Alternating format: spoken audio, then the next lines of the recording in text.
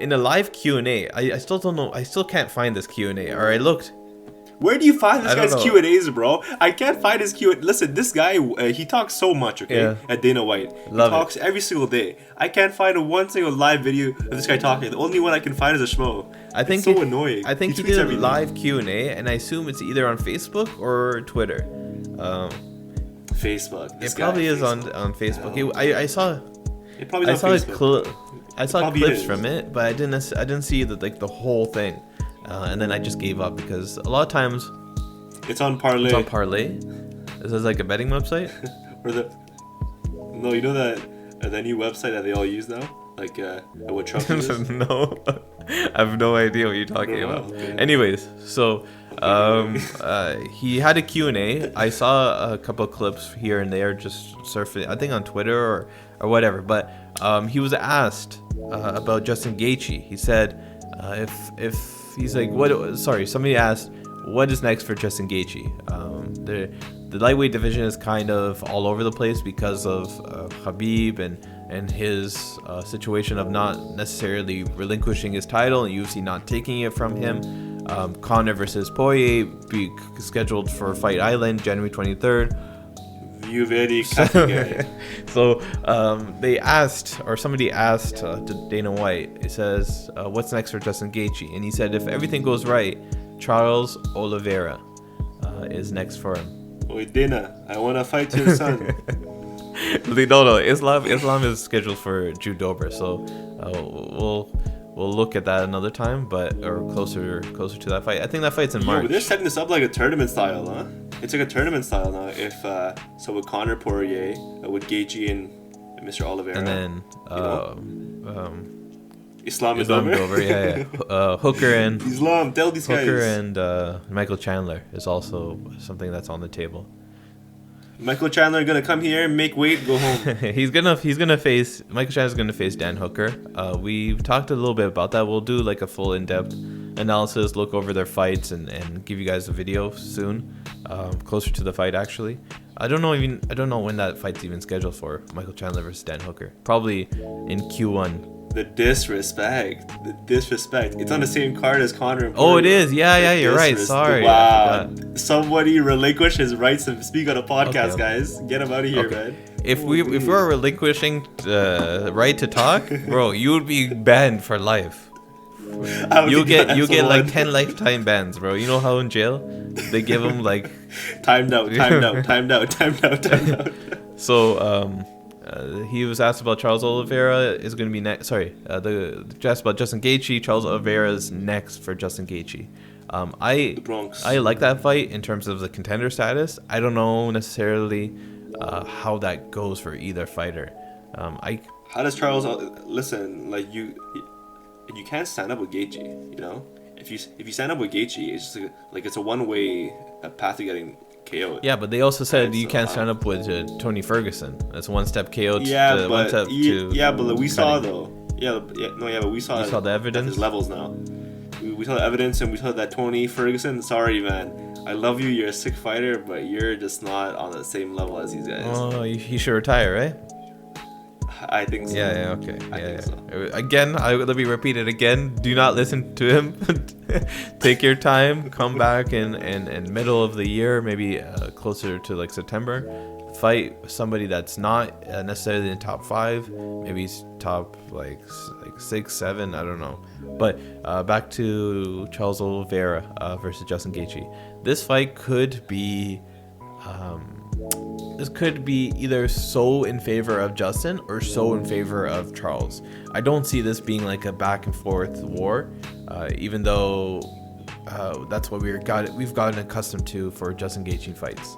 I don't think Oliveira has that kind of chin. Yeah, my point is like if Charles Oliveira tries to get into that ring, Oliveira. Let's think of another nickname for Charles Oliveira. The Bronx. The Bronx? No. The Bronx. Not the one that he already has. I know. Charles Oliveira. Oliveira. Let's call him Mr. Oliver. Okay, Mr. Oliver. Okay. Yeah. Just okay. So, Mr. Oliver could either get like just outstruck on the feet, countered, or he tries to be a little bit more smarter, and he uses grappling. So his grappling is very, very superior to Justin Gaethje's, both on the ground and probably like in the clinch as well. You don't really see Justin Gaethje clinch too much. And on the ground, we saw how good he is. When Khabib, when Khabib, listen, you can't compare him to Khabib when it comes to ground game, man. They're just like there's levels, right? Yeah, but actually, in his most recent fights, if you watch him, he has some pretty good takedown defense. So I think he can stuff some takedowns and then keep it to the feet. If he stays on the feet, I think it's Gaethje's fight to lose. Yeah. So I didn't say his takedown defense was bad. I said the clinch and on the ground itself. So in between there, he can prevent takedowns. But if Charles Oliveira wants to definitely win this fight, I don't think he would play around too much. He wouldn't necessarily try to go in there and try to stand and bang with Justin Gaethje, which Justin wants. He wants to stand there and counter and stuff like that. It would be also interesting to see how Justin rebounds off of that loss, because he hasn't lost in a little bit of time. The last time he lost was probably to before Khabib, that is, to Dustin, maybe. I think he would have lost in that situation. So he's not necessarily, like, the way that he speaks, he doesn't really seem like he would be a person that would be gun shy in the next fight. Or have any issues coming in there and having the fight. But that's Gaethje for you. This is Gaethje. But Charles Oliveira has momentum on the side, has a grappling advantage, has volume on his advantage. The last fight. But man, like if you watch that fight again, I don't know what Tony Ferguson was doing, man. That did not seem like a motivated Tony Ferguson. No, it was a weird style. It was a weird style of fighting too. He's usually like so like what's the word? What's the word?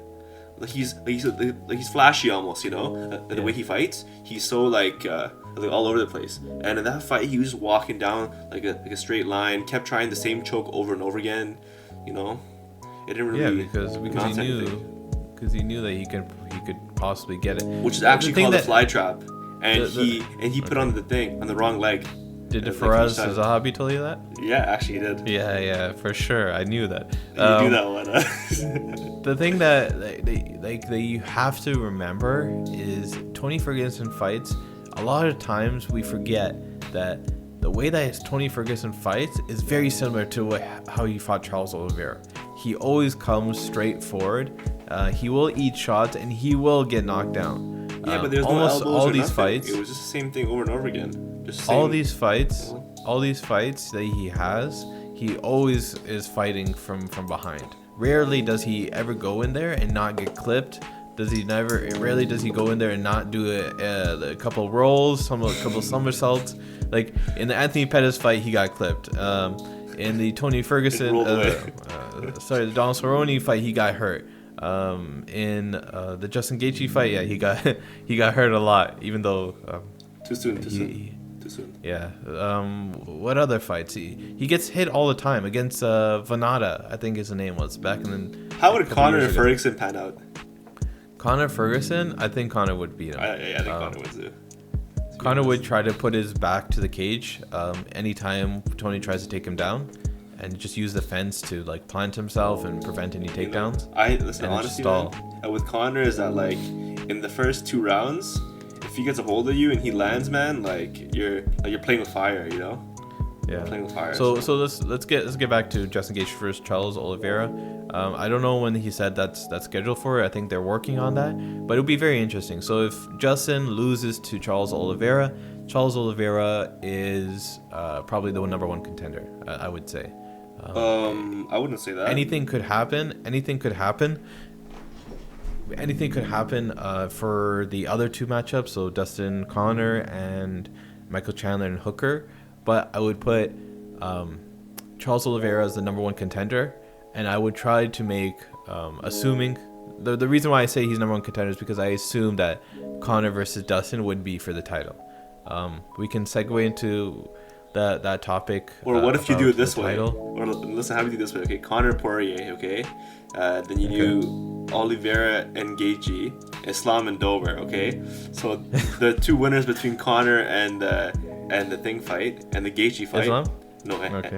and the Gaethje fight, they both fight each other. Okay, and then the two winners between the Chandler fight and the Islam fight, they fight each other. Okay, and then you have two big fights right there, Chandler versus Islam. Sick fight. Yeah, I don't know. I think Islam is primed for to fight in the top 5 or top 10. He hasn't even fought in the top 10 yet. Yeah. So you never know. Maybe he goes in and faces Drew Dober and beats him. But just based on the Drew Dober matchup, the best scenario that I could see for Islam Makhachev is he TKOs or like stops him in like the 3rd round. And that's just because Drew Dober is so tired. As Drew Dober like is very, very high volume, and he like is very aggressive. He will come in and like he'll throw jumping hooks and stuff like that. Gazelle punch. So Islam is really just going to try to go in there and avoid his strikes and counter and outlast Drew Dober. But I could also see Islam. So Islam, best case scenario, TKO in like 3rd round.